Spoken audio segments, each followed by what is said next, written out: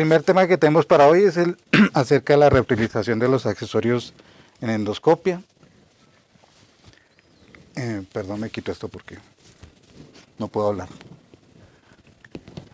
Bueno, es responsabilidad del usuario seguir en estas pautas que fueron elaboradas por un consenso de especialistas en higiene, médicos, enfermeras y representantes de la industria. Esto fue un comité que se reunió hace algunos años, que lo integraban, o sea, la gente de las organizaciones científicas, microbiologistas, la gente de la industria, incluyendo Olympus, a Boston, a Cook, o sea, se reunieron para hablar específicamente el tema de la reutilización.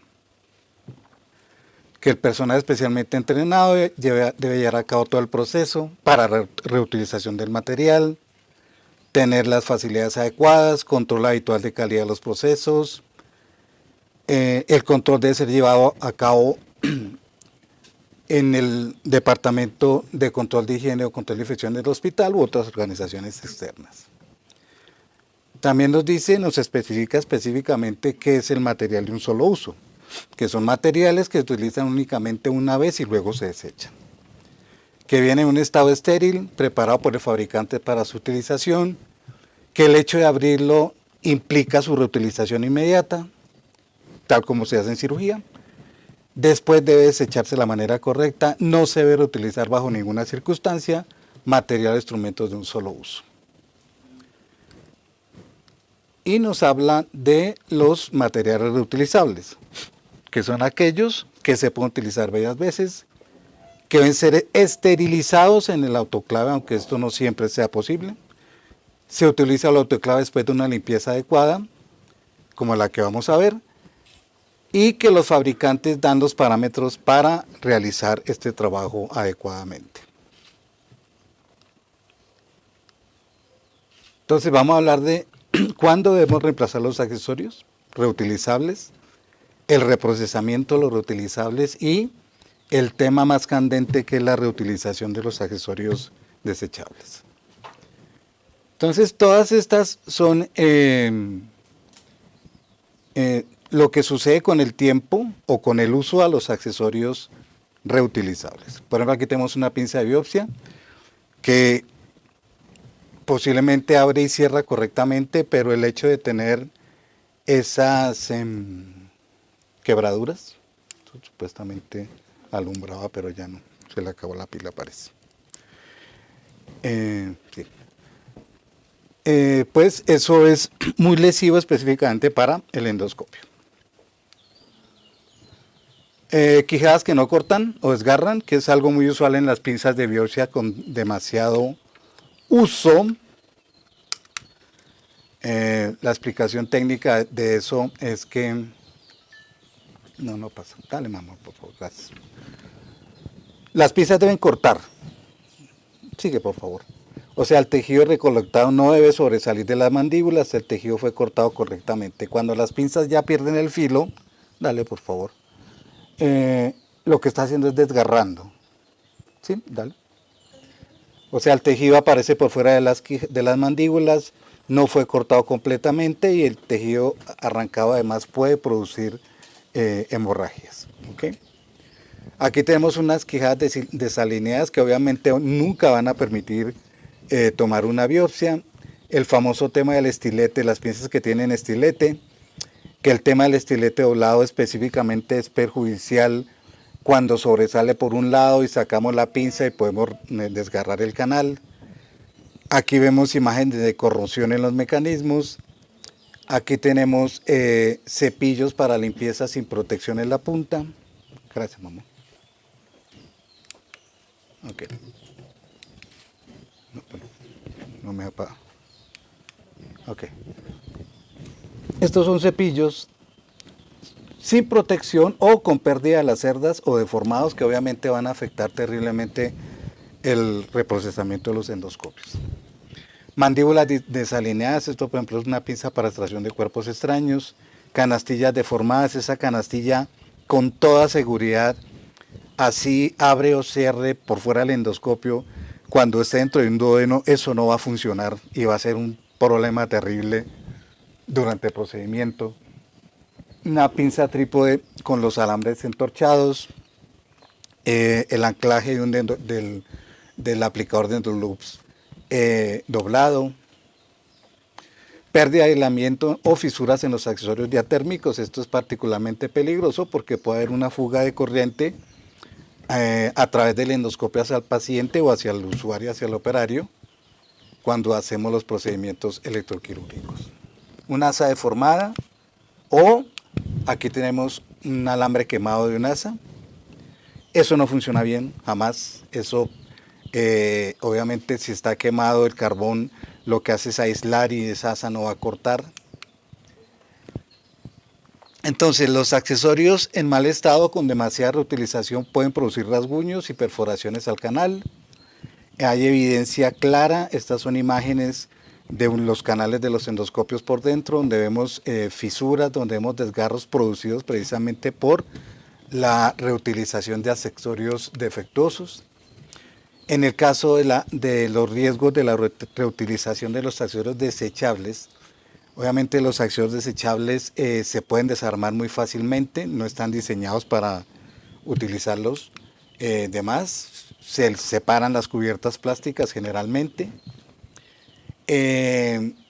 También tenemos aquí el caso de una canastilla con el teflón colapsado. Ese teflón colapsado jamás va a retomar su posición normal y lo que va a impedir es un funcionamiento adecuado, como les digo, no por fuera, o sea, seguramente uno la acciona por fuera del paciente y funciona, pero cuando está adentro no va a funcionar. Es los líos de siempre. Esto es la deformación de los plásticos por la alta temperatura, o sea, la creencia que esos plásticos van a resistir alta temperatura para poderlos supuestamente reesterilizar. Entonces, hablando del tema específico del reprocesamiento de los accesorios endoscópicos, de los que más usuales conocemos son pinzas para toma de biopsias, pinzas para extracción de cuerpos extraños, los dilatadores de Savary, el aplicador de clips, aplicador de endoloops, etc. En el caso de esos accesorios, todos los fabricantes, por ejemplo Olympus, Endoflex, Mediglove, Heginovo, etc., incluyen dentro del empaque los parámetros de esterilización. Entonces siempre nos van a decir cómo podemos esterilizar esos productos. Ahí, dependiendo de la marca, dependiendo del fabricante, pues nos dicen cuánto es la temperatura que vamos a usar en el autoclave prevacío y cuánto el tiempo de esterilización. Y varía pues de acuerdo al fabricante. Pero el más común siempre es 132 a 134 grados a 5 minutos, pero es un ciclo muy difícil de que existan las centrales de esterilización, que es otro problema que se tiene con este tema. Los accesorios tienen que ser esterilizados en una central de esterilización, o sea, yo no puedo tener un esterilizador en el consultorio, al lado mío. Y uno cuando lleva el accesorio y le dice a la gente, necesito 132, 134 a 5 minutos, eso no es estándar, o sea, no es un parámetro que sea estándar. Y el tema ahí entonces te van a decir, ¿para cuándo necesita la pinza? O las pinzas, para mañana, no. Si al caso, dentro de 3 días se las tengo porque tengo que cambiar el autoclave y esas cosas. Entonces abajo hay algunas alternativas que igual funcionan. 132 por 4 minutos, 134 por 3 y el de 135 por 20 que creo que es el de tela, el de la ropa, que nos puede servir. Entonces, en ese caso, tendríamos una alternativa para esterilizar. Y pues está demostrado que la esterilización en autoclaves es lo más barato para esterilizar los accesorios, comparado por ejemplo con el óxido de etileno. Entonces, como le decía, una cosa muy importante, el empaque de los accesorios utilizables dice claramente,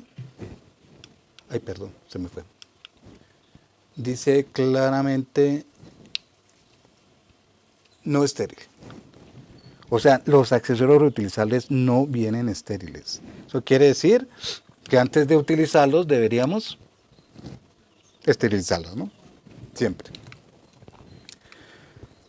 ¿Cuál es el protocolo para reprocesar un accesorio reutilizable? Tiene que haber una inmersión en detergente enzimático, un lavado ultrasónico, un enjuague, una lubricación y después llevarlos a la correspondiente esterilización a vapor. Recordemos que el detergente enzimático tiene que ser grado médico, pH neutro, baja producción de espuma, etcétera. O sea, no es cualquier detergente el que usamos para endoscopia. El lavado ultrasónico entonces tiene como objeto remover la suciedad que es imposible quitar por métodos manuales, o sea, con un cepillo, etcétera. Toda la suciedad que se acumula dentro de las quijadas no puede ser removida. O sea, dentro de la camisa, pues del mecanismo, se acumula la suciedad y ahí no podemos llegar. Entonces, por eso es muy importante ¿funciona? Sí, el lavado ultrasónico. Entonces, ¿qué hace una máquina de ultrasonido? Entonces, lo que hace es vibrar más o menos a 40 kHz y lo que nos hace entonces es despegar la suciedad de dentro del accesorio. O sea, a través de la camisa.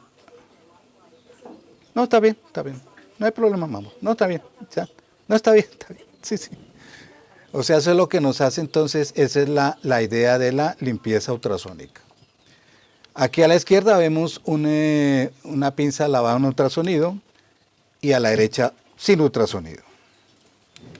Aquí tenemos ultrasonido sin ultrasonido. Entonces, otra cosa muy importante es que la fijación de residuos sobre los accesorios, aquí más bien, peligroso por acá, gracias. La fijación de los residuos, pues la observamos, pues inclusive utilizando algo de aumento para lograr ver exactamente dónde se está acumulando los residuos. Entonces,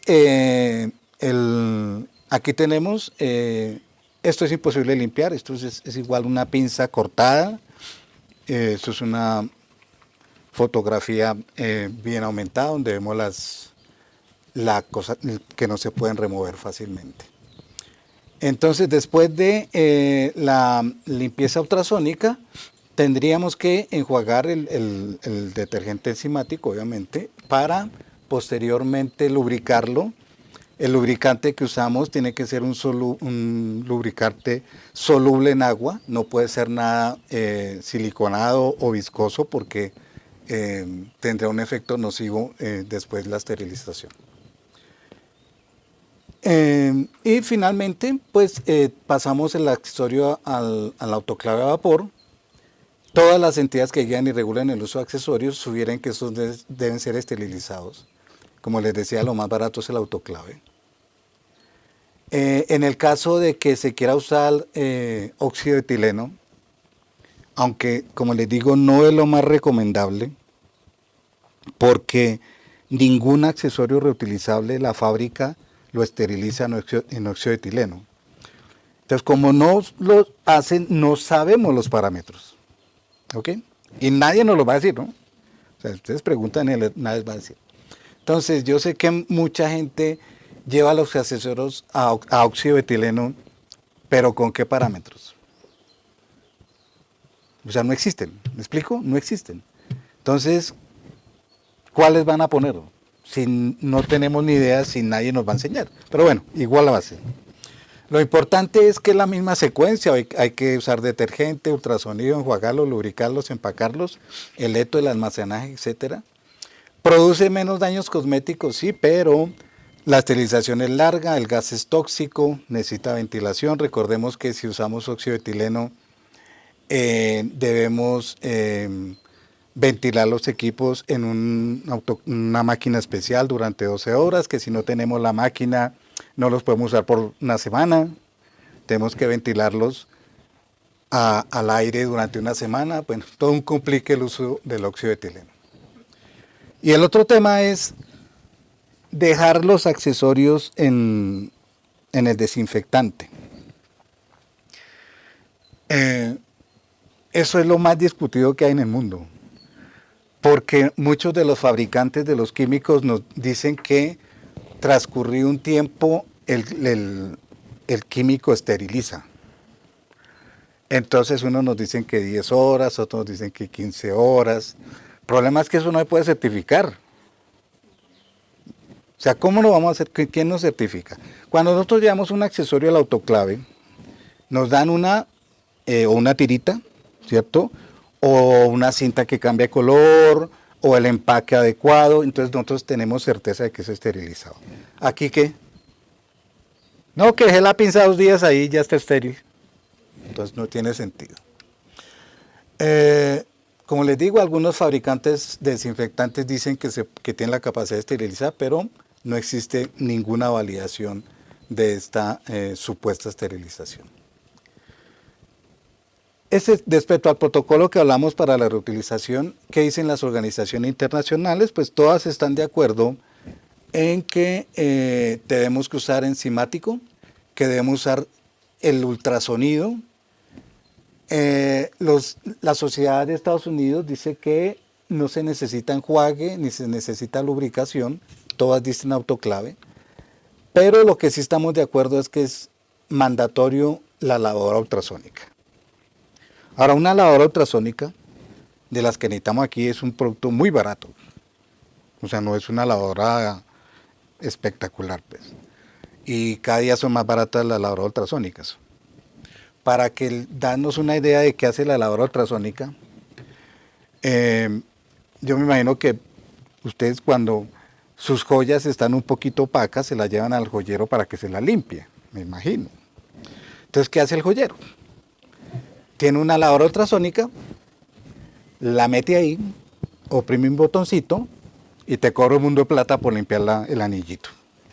Y al hombre le costó 5 minutos hacerlo. Eso es lo que hace el joyero, usar una máquina ultrasónica. Eso es lo que hace. Lo mismo podemos hacer nosotros, o sea, una máquina de ultrasonido que tiene que tener las dimensiones para que podamos meter la pinza. Y, o sea, eso no vale mayor cosa. O sea, el tema aquí del ultrasonido no es complicado, es fácil de resolver. Porque sí es mandatorio hacerlo. Entonces, algunos accesorios desechables se reprocesan para reutilizarse. Generalmente son productos simples y se ven compactos y fáciles de limpiar. Sin embargo, son muchas las sorpresas en los resultados de reprocesamiento. Esas apariencias, las pinzas para toma de biopsias desechables.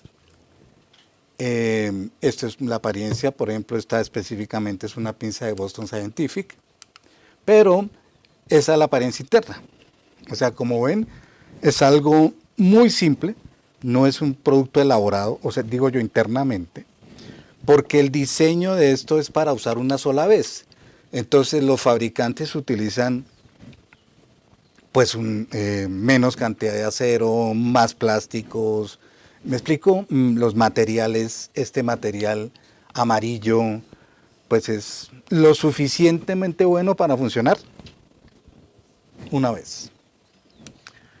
Este es, por ejemplo, el efecto de los desinfectantes en los accesorios desechables. Claro, como me decía alguien alguna vez que no me preocupara que esta sangría está desinfectada.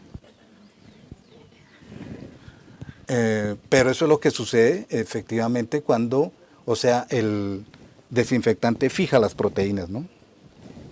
Y bueno, y esto es lo que podemos ver, pero esto es lo que no podemos ver a simple vista, todos los residuos que quedan sobre los accesorios. Lo peor son los plásticos. O sea, aquí tenemos el caso de los papilótomos, por ejemplo. Aquí no hay, físicamente es imposible limpiar ahí. ¿Cómo se limpia ahí? No hay manera. Además, el teflón de todos los accesorios desechables es un teflón con muy poca capacidad hidrofílica, no se necesita. Yo creo que el teflón de más mala calidad que existe en el mercado, porque ¿para qué quiero teflón bueno si lo voy a botar? ¿Sí o no? Entonces, pero igual, esto es lo que sucede, es una prueba que se puede hacer muy fácilmente respecto al recubrimiento hidrofílico de los productos de teflón en endoscopia. Cuando uno utiliza azul de metileno o el índigo carmín con un catéter desechable intenten quitarle el azul. No sale. Porque eso no está diseñado para eso, ¿no? O sea, es use y deseche.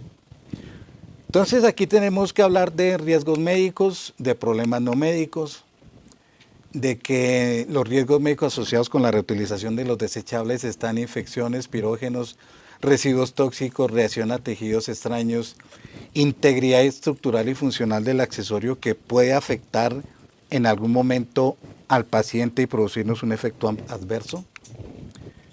En el tema de la infección, la gran mayoría de estos productos son imposibles de reprocesar usando los recursos del hospital.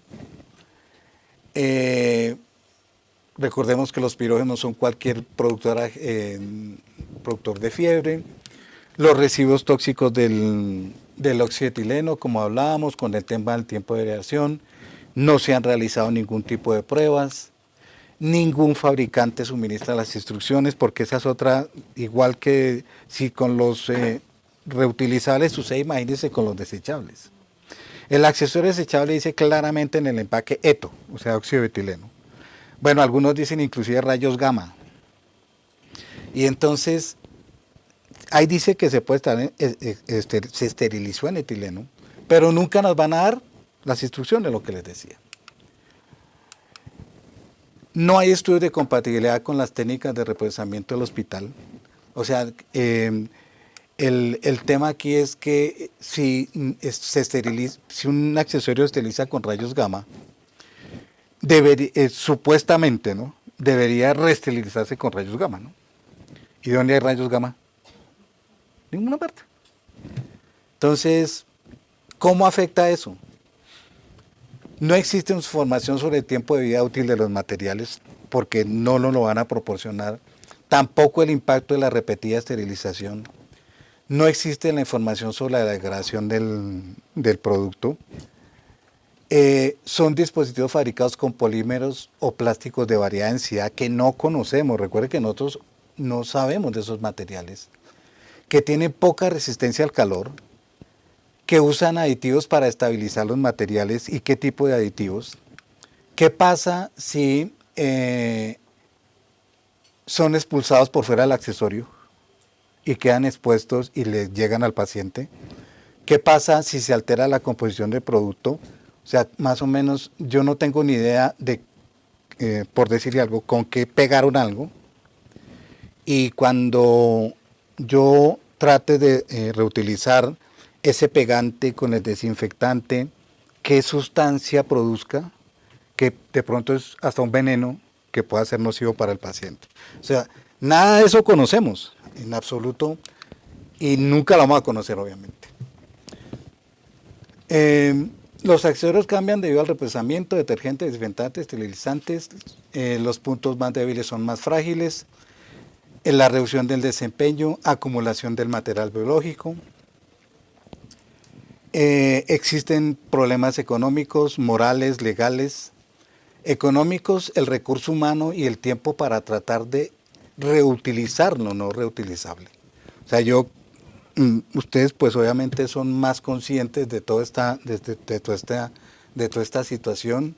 O sea, después de la jornada, dedicar horas a hacer esta labor que no tiene ningún sentido. Tratar de reutilizar y limpiar lo que no se puede limpiar. O sea, yo creo que esto es una fotografía muy habitual de estar tratando de recuperar y de limpiar lo que no se debe limpiar. Entonces aquí el tema es, ¿podemos hacerlo? ¿Debemos? ¿Queremos? ¿Cuál es el sentido de esto? Aquí tenemos una imagen radiográfica que evidencia la imposibilidad de reprocesamiento. O sea, es ser un catéter que a simple vista se ve perfecto, pero cuando le pasamos una imagen radiográfica, miren cómo está.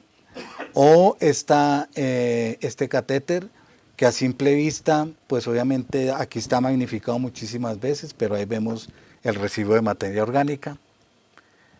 Esto es un estudio que acaba de ser publicado. Son un metaanálisis sobre el reprocesamiento de los accesorios.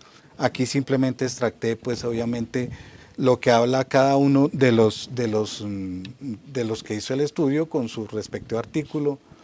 El tema dice ahí, pinza desechable para biopsia, imposible de esterilizar adecuadamente, a pesar de que se lo mandaron a una empresa. Es que en Estados Unidos es muy común que uno junta los accesorios y se los manda a una empresa y ellos se lo vuelven a uno, o sea, desinfectado. Eso es muy común.